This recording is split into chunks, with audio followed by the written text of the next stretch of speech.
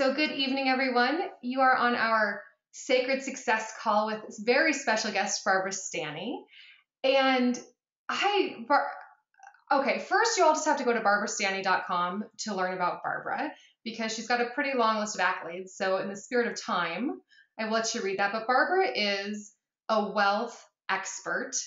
And what I even consider even more, she knows so much about money and financial health, but is a spiritual expert as well. I attended her Sacred Success retreat a few weeks ago, and it just blew me away. I bought her book, Sacred Success, that just came out.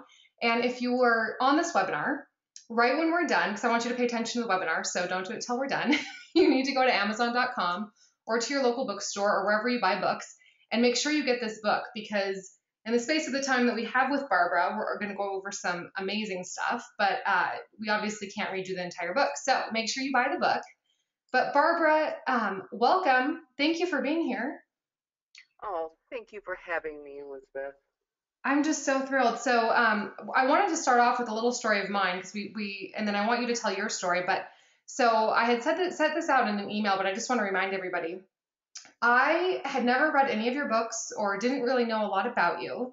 And my good friend, Kate Northrup, called me last May and said, hey, I just registered for the Sacred Success Retreat. And I don't know, you just came to my mind and I really think it'd be a good fit. I would love for you to come with me. So I just trusted her opinion so much. I went to the link, it felt right, and I just registered within like 15 minutes of even learning about it. And a lot happened that during the summer. We were busy, we were traveling, so I hadn't really thought about it. And I was at the USANA convention, and I had this whole idea of this Live Big series flood into my head. I was going to do this email series just to my blog subscribers, or my email subscribers, about how I've learned to live big. And I was about 2 weeks into that. I was already blogging about it, emailing about it. And I sat down at your workshop, and the cover of this beautiful workbook sitting in front of me said, a workbook for playing way bigger. And it was just like, hit me like a ton of bricks. I was in exactly the right place. And the next 4 days were really transformational. So that's my story about how I got to know Barbara and Sacred Success. But Barbara, in a very short nutshell, how did the Sacred Success book come about? Well, I had gotten into I was a journalist, and I started writing about money because that had been my sticky place growing up. I grew up wealthy. My father told me, the only advice my father ever gave me about money was don't worry, which was great, because he was the R of H&R Block, and I had this big inheritance. And he took care of my money, and then I married a man who was a stockbroker, so he took care of everything. Well, what I realized very early in our marriage is that he was a compulsive gambler. And what the insane part is, for 15 years, I let him manage the money, even though I knew he was gambling it away, because that's how intimidated and terrified I was with anything financial.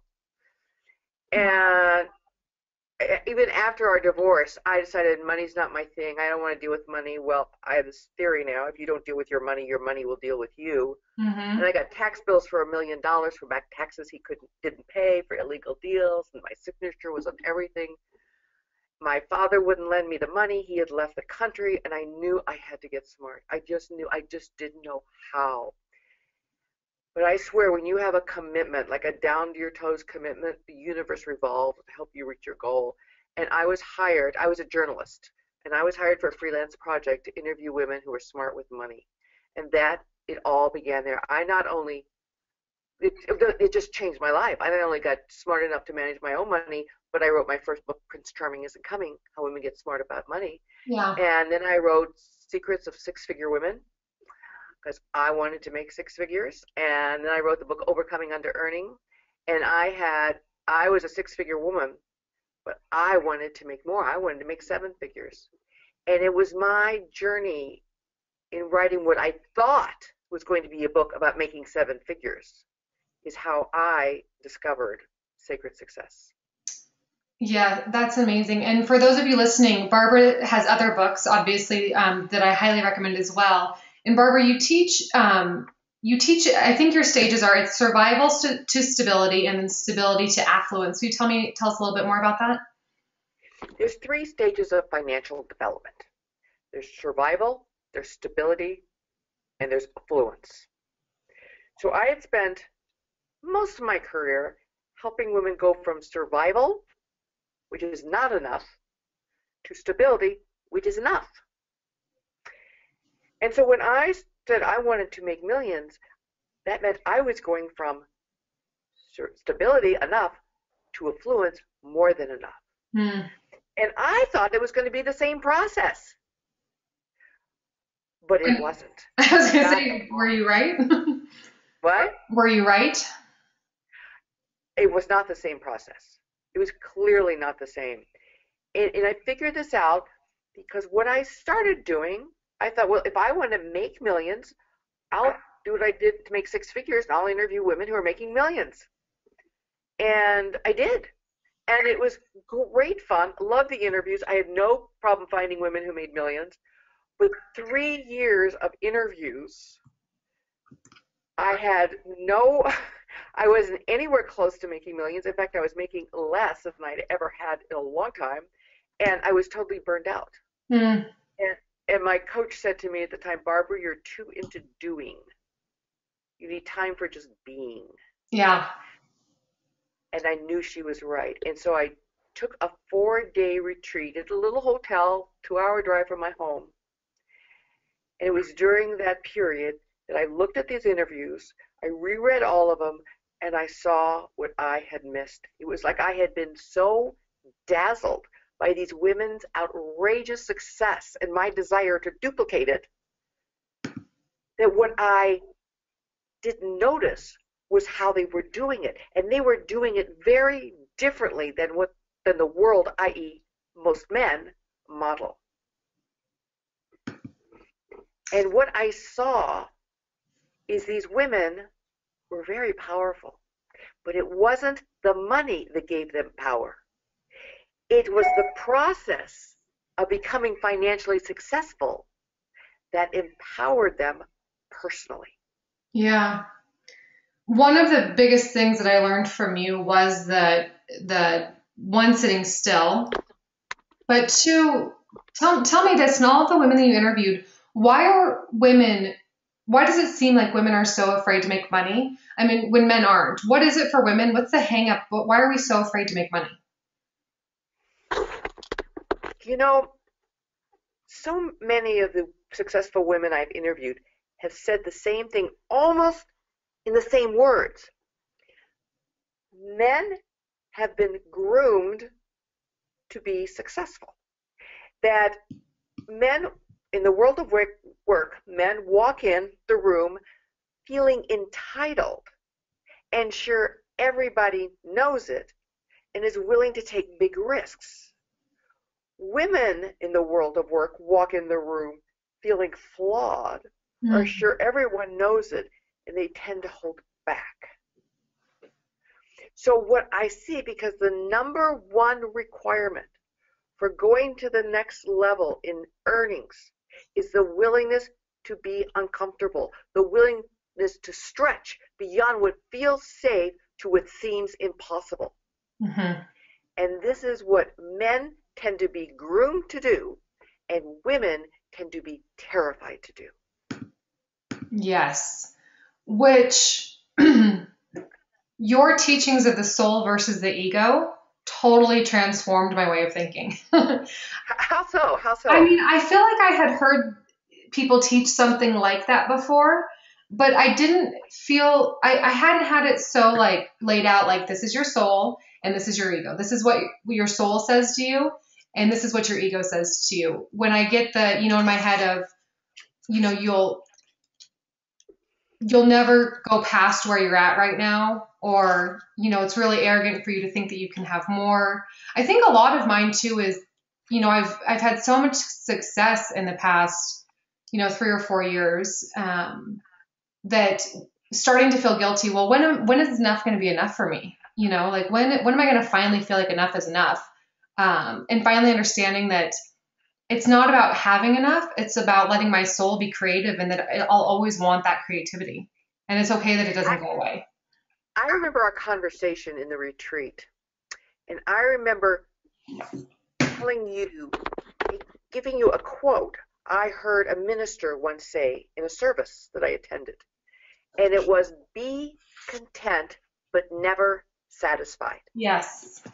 And it's like, that's what our soul's work is to be content with what we have, but always have desires for more. Yeah. And to feel good with those desires, but not to kill yourself for them. And it's such a relief to know that it's okay that you can be content and still have desires. I think that's what it Yeah. was for me. It was like a relief. It was like, oh, okay. It's okay that I still desire to be more creative and to continue to do what I'm doing. I don't have to, I think especially more as women, we get into the space in our head that somehow there's virtue in poverty. That that we're better people if we want less. Yeah, there is that, and many of the women I work with, and I work exclusively with women, but I'm sure whatever I'm saying applies. I know whatever I'm saying applies to men too, for the most part. But it's like money's bad, money's wrong, money is evil. Well, money is neutral. Money is neither bad nor good. It's what your intention is with it. So what I always tell everybody is go out, make lots of money, and if you want, give it away. Because your being poor does not help anybody, does not enrich anybody. Yeah. So I think money is like a good lover. All money wants to do is serve you and support you. And all it wants in return is to be respected and appreciated. And if we can learn to respect and appreciate money, it will serve us and support us for the rest of our life and allow us to serve and support others. For anyone who has the book with them, on page 26 is Your Conflicting Agenda of the Ego and the Soul. This was really such a game changer for me. So if you get the book later, come back and listen to this and look at page 26. But Barbara, so you talk about what the ego does to us, our voice of fear, and the soul. Let me just back up a little. Okay. So what I talk about, this book, what I realize that the reason I believe that we women have so much trouble with money has nothing to do with money per se. It has far more to do with of our fear of or ambivalence about power, because we don't understand power from a feminine perspective. And power comes from the choices we make. And power, there's two sources of power. One is fear and one is love. And depending on which source you plug into, depends on which choices you make, which will create the life you have. Mm-hmm. So fear is ego and love is soul. So the distinction, the idea that I've learned, and all of this comes from A Course in Miracles. While the Course in Miracles doesn't talk about the soul per se, that's the word I have used. Mm-hmm. To me, the soul is like the direct connection with the divine. Mm-hmm. And the ego learned its job when you were very young, and it learned how to keep you safe so you would survive. So the soul doesn't worry about you being safe or surviving because it knows you are. It wants you to shine. Mm-hmm. And so this is really important. So when you go into this fear state and you think you pull back to be safe, you realize that's your ego, and your ego that learned to protect you as a child. So, but what protected you as a child will suffocate you as an adult. Yes. That teaching is really mind-blowing for me, because I think this is common in my generation of women, or actually any woman who's kind of turning 30, coming into more of her power as a woman, is really letting go of that afraid little girl. And you just with every year you can let go of that a little bit more. How do Well, you? let me tell you something. I believe, because I'm a lot older than you, that little girl never goes away. Yeah. And everybody I've interviewed has said to me in almost the same words, there's this little girl inside me that just wants to be liked. The key is to be able to make the distinction between that's your scared little girl, but that is not your soul. That is not your adult self. That is not you who are on this planet for a purpose and are divinely guided to become the best that you can be. Absolutely. How do you, or do you have, like, I guess, how do you quiet your ego? I don't know if that's the right word. How do you ignore your ego or quiet the ego? The ego is never quiet. You can't even try. If you try, that's where people get into addictions. That's where people get into busyness, to drinking, to drugs, to shopping, all those stuff, just trying to calm down, to shut up the ego that is telling you how stupid you are, how ineffective you are, how ugly you are, how fat you are, how you'll never amount to anything. That's the ego's job. That's what it does.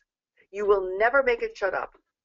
When I wrote this book, my ego was screaming at me the whole time. Nobody's going to read this. This is absolute drivel.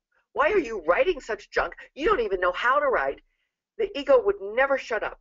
And I just had to say, thank you for sharing, and write it anyway, because in my soul, it's what I wanted. So, and we talked about this at the retreat, we'll never get over fear. Fear is always there. You have to act in spite of your fear. So you feel like the ego is the same. It's never going to even be quieter. You just have to act in spite of it. The fear comes from the ego. Mm. When you are in fear, you are in ego. The two are synonymous. So that fear doesn't go away, the ego doesn't go away, they get quieter. Sometimes they'll turn off for short amounts of time, but they never go away. My job has always been to make the distinction in my head, this is my ego talking, this is not truth. The truth comes from my soul, and to get in a place of quiet and stillness. And the trick that I've learned when I get anxiety, not anxiety attacks, but I do get anxiety a lot. Mm-hmm. Fear, this foreboding feeling. And what I've learned over the years is I close my eyes and I make that anxiety bigger. I make it bigger. I make it bigger. Instead of resisting it, if you would go into whatever feeling you don't want, go into it and make it bigger, two things will happen. It will either disappear, or it will tell you what it needs. Mm-hmm. I want to talk about the process. Everything in your book comes in fours, which I love. You said when you were on your little sabbatical at the hotel, everything was coming to you in fours. The call to greatness is stage one, and it's so interesting to me because I don't know if I'm the only one that feels this way or what other people have told you at the retreats. I have struggled a lot with, can I really be great? Like, understanding the call to greatness is such a hard, I think in my head, this is what my TEDx talk was about is, well, there's probably only like a finite amount of like small percentage of people who can be great. So why do I think I deserve to be one of them? Which is just a fierce ego talking, I understand. It's totally. But no, that's a really good question, because I thought this very same thing, because what happened is I came to this is when I was on the first day of this retreat, and I woke up and I was just feeling like crap about myself. Because here I was trying to make millions and helping women make money, and I was doing a terrible job of it myself. And so I got up, and all of a sudden this voice in my head came to me, as clear as my voice is now, and it said, Barbara, go for greatness. And it's like, what? I mean, greatness is not even a word I would use. And I rushed back to it, and I started journaling about it. And it's like, my desire to make millions was coming from my ego, which needed to validate my worth, to feel important. But what my soul wanted was greatness. And I really sat there and I thought, what is greatness? And I found this quote by Fred Buchner that I'll paraphrase, that greatness is that place where your deep gladness, what you were put on this planet to do, meets the world's deep hunger. Yeah. So basically, greatness is when you are pursuing your, and this is the definition of sacred success, pursuing your soul's purpose for your own bliss and the benefit of others while being richly rewarded. Which so speaks to the online entrepreneurs, and which is a lot of people on this call, people who follow me are online entrepreneurs. I want to read something from page 42. You say, oh, there's a little bit of feedback. I'm going to mute you while I read this and then unmute you. One second. You say, seeking fame and fortune is the quest for external validation to fill an internal void. It's like living on credit, a pretense, an illusion, hiding lack and deprivation. Greatness, on the other hand, is the pursuit of meaning and impact, living life to the fullest while leaving a legacy for the world, which really, in building an online business, I know a lot of people who are on this webinar and who are listening are pursuing the same online type of business that I am. Not everyone, but a lot of you are. And I have battled back and forth in my head quite a bit, like, I've always known that I should never chase quote unquote fame. Chasing fame definitely never fills a void in your life. But of course, we need to grow a platform so that we have an audience to talk about. So where is that balance between, or how do you find balance between the greatness and fame? Do you ever find yourself saying, okay, I have to distinguish, am I trying to be great here or am I trying to be famous? Oh, let me see if I unmuted you. I'm sorry. Sorry, Barbara, unmute yourself.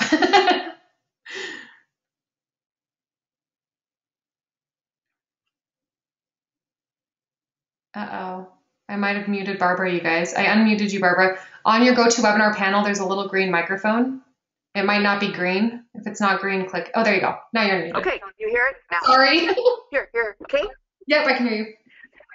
Okay, so that's such a good question you asked. So it's kind of like where we're at when we're doing it. I was writing books. I've been writing books for a long time and writing for a long, long time. I was doing it because I needed to feel important. I was doing it to fill a hole in my soul that nothing outside would ever fill. And when I shifted to finding my purpose, and we can talk about that, when I found my purpose, and when I shifted from writing to feel important to pursuing my purpose, and my purpose, I thought, was to empower women around money. No, that's not my purpose. That's the venue I used to fulfill my purpose. And my purpose is to be a spiritual teacher. So suddenly when I was writing this book, I'm building my database. I'm talking to people like you to get more exposure, but it's coming from a place of I want to be a spiritual teacher. I want to bring the divine into conversation about the dollar. Right. And so when you come from that purpose, from love instead of fear, it's a whole different energy. Yeah, that's amazing. Build that platform, but do it out of passion and not out of insecurity and scarcity. Yeah, absolutely. I love how you said that your books and writing is your vehicle. I really see that with my USANA business as well. People ask me, how I ended up in direct sales and with USANA. It seems so random. And sometimes I think it's so random. But I know that my purpose is to be a teacher and to show women that there's another way to success. And USANA just happens to be the vehicle that is of choice that is taking me there. Exactly. You are, to me, from the moment I met you, you are a perfect example of a woman who embodies greatness. Perfect example. Well, and the only thing that gets you off kilter is when you lose sight of your purpose. Yeah. I mean, not just you, all of us. Right. We lose sight of our purpose and we go into scarcity and lack. that's when I get in trouble. Yeah, me too. It's when I become very, very like anxious and really short-tempered. Yeah. Which is I not a way I relate. want to be. So what was different for me writing this book is I always had my ego in every book, in every article, in everything I've ever written, telling me that I'm stupid and no one will read it and I'm a terrible writer. That's always been there. But this time, it didn't cause me so much angst because I write, wait a minute, I'm spreading the word. I'm being a teacher, and this is why I'm doing this. Yeah. Because there is another way to look at money, and there is another way to look at power. The title of your book, Sacred Success, is so perfect because it's you feel like going into it on a surface level it's about money, but really what you're talking is about how it's just all of our internal shit that we need to get over so that we can actually get to a point where we can make money. And I remember at the retreat, one of the women, kind of at the end, she was so grateful for everything. I don't know if you remember this, and she said, "Well, I don't understand where the financial miracles are." And I think by that point in the retreat, I had Oh forgotten yeah, that you were even a money teacher because I felt like in such a spiritually high place. um, do you really think that the money stuff is easy to teach, and it's really just the spiritual stuff that we need to grow in? I think it's both a practical process and a spiritual practice. Mm-hmm. And I think it's by combining those. I see financial success as a three-pronged process. The outer work of wealth, the inner work of wealth, and the higher work of wealth. And the outer work is the practical stuff, knowing the difference between a stock and a bond, understanding savings and getting out of debt, and all those practical things, which are really important. Mm-hmm. But for me, when I get stuck there. I get stuck. I would read something financial, my eyes would glaze over, my brain would fog up. I just had all kinds of problems. That's when I realized I needed the inner work. That's in understanding your beliefs, your attitudes, and decisions you've made about yourself and money.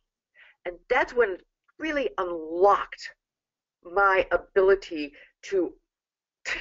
it allowed me to really understand money in a much deeper way. But what motivated me, and what I believe motivates most people, at least women and many enlightened men, is, is the higher work, which is the opportunity to do what you're on this planet to do and use your money as a tool for transformation. Yeah, absolutely. People ask me so often. I mean, I'm most known for my blog, obviously, and people always ask me, Liz, how do you get paid for blogging? And I just always laugh and say, there's no magic blogging god paying me. I don't get paid for blogging, but I know that I can live my purpose through my use on a team and get paid in a certain way. So it really is just the spiritual. I know I can have a purpose, but I actually have to have a check coming to my bank account as well. Of course. And I write in my book, which I kept taking this line in and out because I was terrified. It would seem blasphemous, but I finally kept it in. And it's interesting because Publishers Weekly, which is like the Bible of the publishing world, Publishers Weekly gave this book a very good review, and it used this line in the first sentence of its review. Wow. And I said, I believe that money is God made visible. That money is simply a tool that allows us to live our best life, to serve others, and play full out, because you can't be of service to others. You can't live a full life if you are drowning in debt and struggling to make ends meet. It's just not going to happen. Absolutely. And that's the basis of when I'm talking to people about joining my youth on a team and talking about making money. In the beginning, when it felt uncomfortable, it wasn't exactly how you just said it because I didn't know that yet. But I would always just say, you can't live a purpose if you're worried about paying your rent and paying the electric bill every month. Like that eats up so much energy. You just can't do it. And I have this quote in the book from Michael Beckwith, he was in The Secret, and he's the head of the Agape Church in Los Angeles. Mm-hmm. And he says, how can you be the light of the world if you can't pay your light bill? Yeah. So So anyone who's, I think oh, go ahead. I think the work you're doing, and I mean, I'm a USANA user. I don't sell it, but I consume it. I'm a USANA consumer, and Yes. I was so excited when I first met. I forget who it was. Well, I guess it was Deborah who I go through. And Nice. this was like wonderful, these vitamins and these packets. I love it. It's So a, it was like such a gift to me. yeah, absolutely. I'm looking at page 43 of your book and just talking about greatness. I just wanted to cover one more thing, and then we can take some questions. But so many people, women especially, when they start a new venture or they start to dabble in something, they start to feel so uncomfortable and gross and yucky and kind of twisted and restless and disconnected and all this stuff. And you say this so well here. You say most like me misinterpret the signs or ignore them completely with regards to greatness.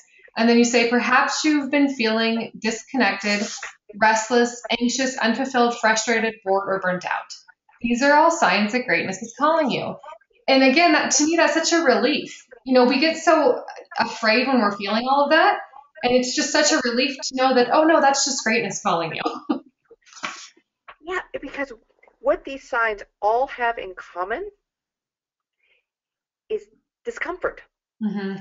And as this course says, discomfort is aroused only to bring attention for the need for correction. So when we start having the computer breakdown, or we get these headaches, or we start feeling unhappy, or this like nagging feeling there's something more, that is just our soul calling us. And what it's saying is stop what you're doing, pay attention. It's time to play a bigger game. Yeah. Play a bigger game. It just says it so well.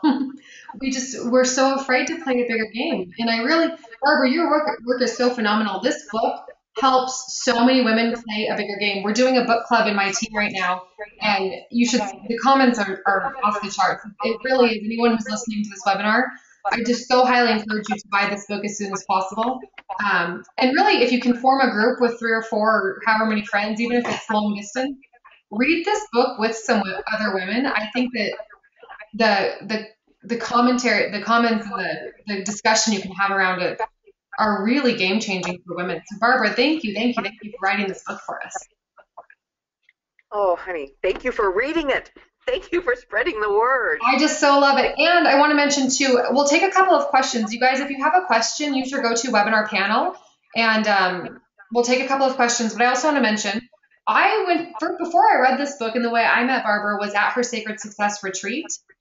And I feel like it's incredibly important, especially if you're in business for yourself, but even if you're not, just for all women, to attend at least one retreat or some kind of spiritual growth seminar or something at least once a year.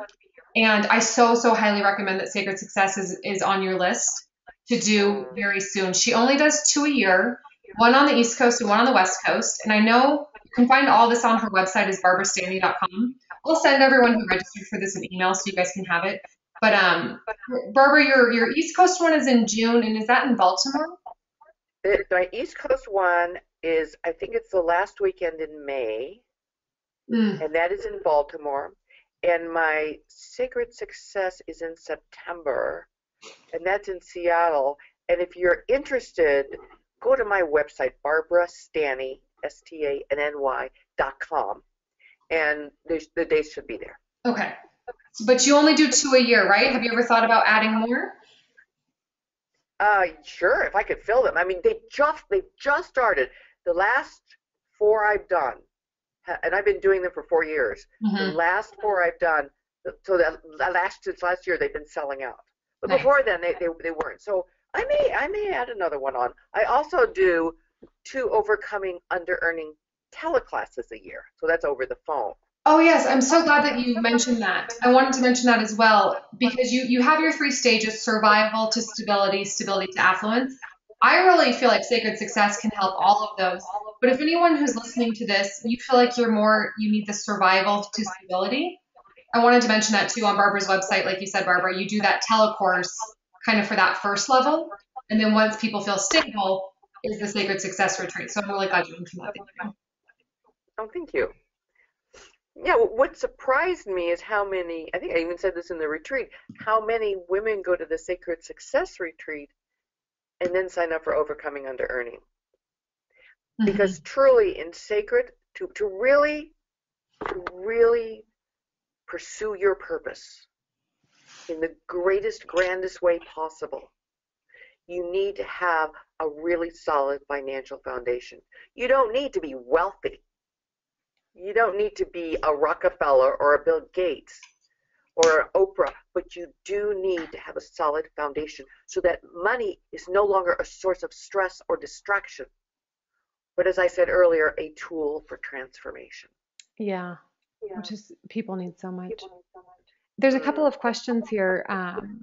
B asks, she says, I'd love to ask Barbara, how do you respect money? You respect money. Oh, good question, whoever asked that. You respect money by following the 4 rules of money. And they are in this order: spend less, save more, invest wisely, and give generously. In that order. We women, we got the giving generously part down pat.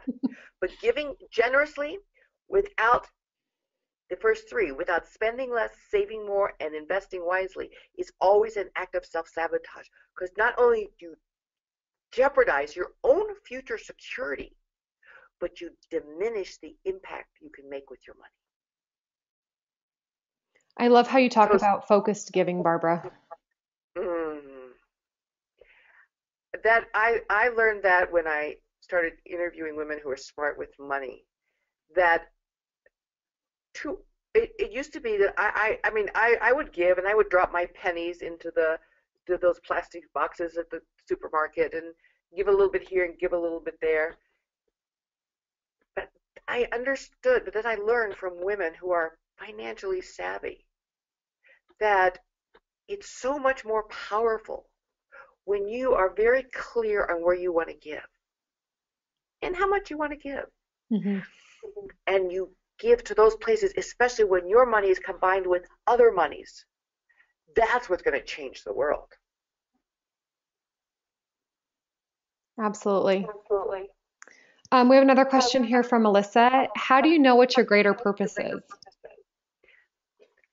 Well, my shameless marketing answer would be read my book. I agree with that. But I'll give you another answer. Everyone knows their purpose. I believe everyone knows their purpose, but maybe not consciously.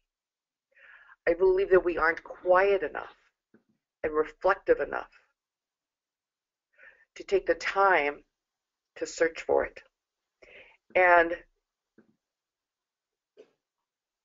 one of the lines I had in my Prince Charming book that the editor thought was corny and took out was, in our greatest pain lies our highest purpose. And I know money has given me the most pain, but in there was my higher purpose. So one place to look is where you've had pain. Another place to look is, what did you love to do as a child? What did you aspire to as a child? Another way is, ask yourself a question. If you could have anybody's job in the whole world, not being realistic, anybody's job, the whole world, whose would it be? And I remember when I first did this, I thought, I would be Neil Diamond. And the reason I so admired Neil Diamond is because this ages me, this is when he was popular. Neil Diamond, because he wrote his songs and sung them. Now, I can't sing, but that's what helped me see that I wanted to write books and teach. So there's all kinds of questions in the book and all kinds of questions you can ask yourself, but the important thing is to take the time to commune with your soul, which is the keeper of your purpose. And I'll tell everyone on the call, one of the biggest learnings I had from Barbara was, Barbara, you don't need to mute yourself, but I'm going to mute you while I talk because someone just commented that they're getting a lot of feedback when I talk.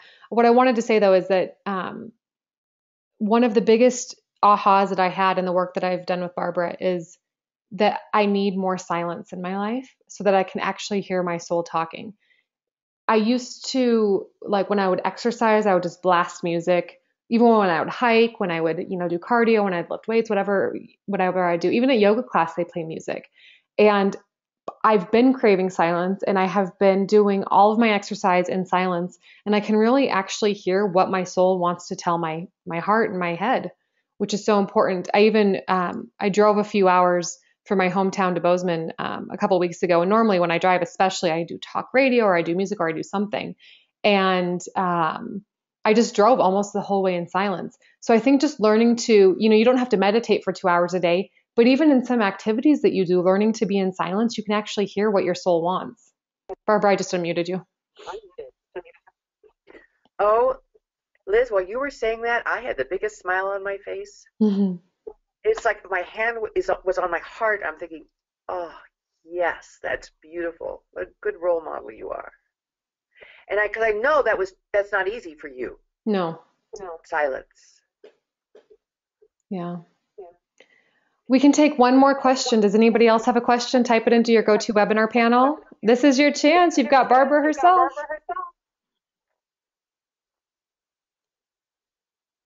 Okay, hold on. I got to read it. Ooh, this is such a good one to end on. Barbara, in your journey to greatness, hold on. What's going on here? Okay. I want to make sure that I do this correctly. Hold on.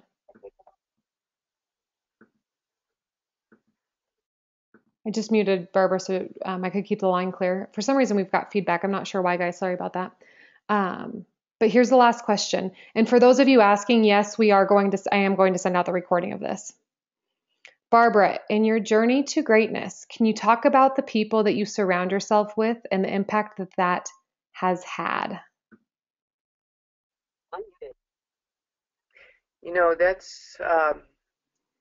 That's a really good question. Who asked that? Shannon Behill. Shannon, that is a really good question. Because there is this fact that we become who we're with. We become who we hang out with. And we women are so relationship oriented and I saw this in overcoming under-earning. When I wrote my book and I interviewed everyone who had been through my workshops, and some came in under earners and they left under earners. They might have had a ha-ha. And the others came in under earners and they became remarkably high earners. And the biggest difference was, I remember asking one woman who had accomplished so much after the workshop. She wrote her book, she got out of debt, she and her husband had just completely restructured their finances, but she couldn't make more money. And I said to her, I don't know why I even asked this question, what would your friends think if you made more money? And she said, oh my God, they'd freak out. They'd freak out. They're all tree huggers, she said. And I realized, and I started seeing this theme, that it's very important that you surround yourself with cheerleaders, with people that are cheering you on. They don't necessarily have to be on the same journey. They could just be supporting you. You may not even know them, just having role models. But it's really important to have those role models, to have examples, and to have support, especially for women. And so I've been blessed to meet some really extraordinary people, men and women, and to have some really extraordinary friends. And that's made all the difference. Barbara, if you have any examples, how do you, I don't know if this is the right word, but friendly, weed out people who you know are not contributing to your greatness? Oh, but that's another good question. It's really, now this is what I learned when I interviewed six-figure women, that as they moved up the salary ladder, which had nothing to do with money, but as they grew as human beings, because it's who you have to become to make more money, they often lost people in their lives. And this happens, and it can be very painful. But when you change, those that are close to you, they have to change or they will leave, because your change is in their face, and if they're too scared to change, it's too hard for them to be around it. So what I recommend is you eliminate, if not eliminate, minimize the time you spend around those people who aren't supportive. And I probably shouldn't say that, but I'm going to. There are certain people in my family who are not very supportive of me. And they're good people, and I love them, but I've had to really minimize the time I spend with them, really whittle it down. And I make sure that I spend most of my time on the phone or in person with people who are really cheering me on, who are on a journey similar to mine, or if they're not, they really understand me. Yeah. Hold on, I muted Barbara for a second so I can say this. Barbara, what you just said helped, I think it helped me so much, and it helped every single woman on the planet, when you said that there are even certain people potentially in your family who aren't supporting you.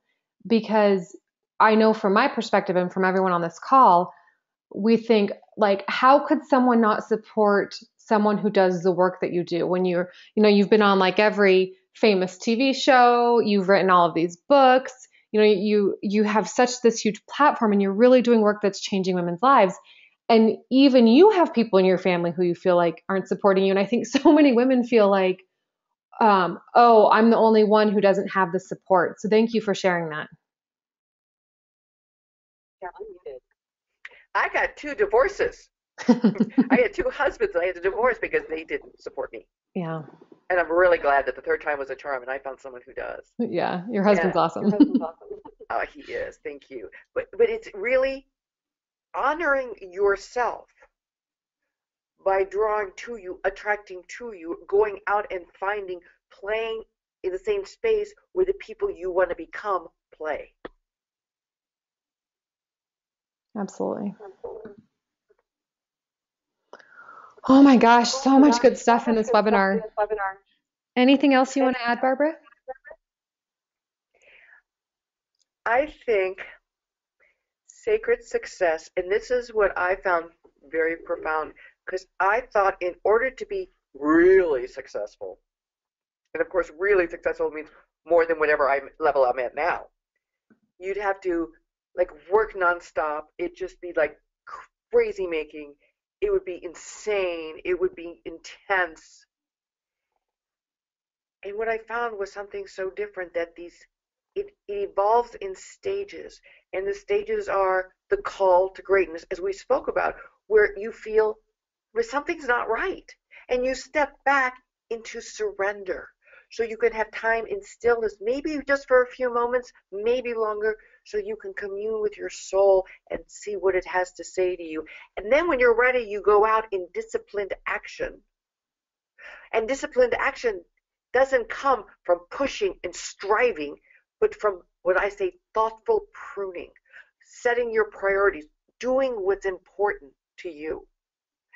And eventually, you'll be in discipline, that you'll be in action when you'll get the call again, and you will step back just for a little bit and surrender. And it's a dance between the doing and the surrendering, the doing and the surrendering. And that gets you ever closer to the 4th stage, which is the whole point of sacred success. That means modeling greatness by leaving a legacy. And so what I want to leave everybody with is to really give serious thought to the legacy you want to leave. Not just the business you want to build, but how you want to be remembered, the footprint you want to leave on this planet. That's so beautiful. Barbara, I can't thank you enough. Thank you so much for being here. I'm going to send this recording to everyone who registered, and to you, obviously, but if there's anything I can do for you, let me know. And just thank you so much. I honor you and your teaching so much. Thank you for being here. And thank you for having me. And thank you so much. You're so Keep up the good work, Liz. Thank you. All right, you guys, have an excellent night. A lot to think about.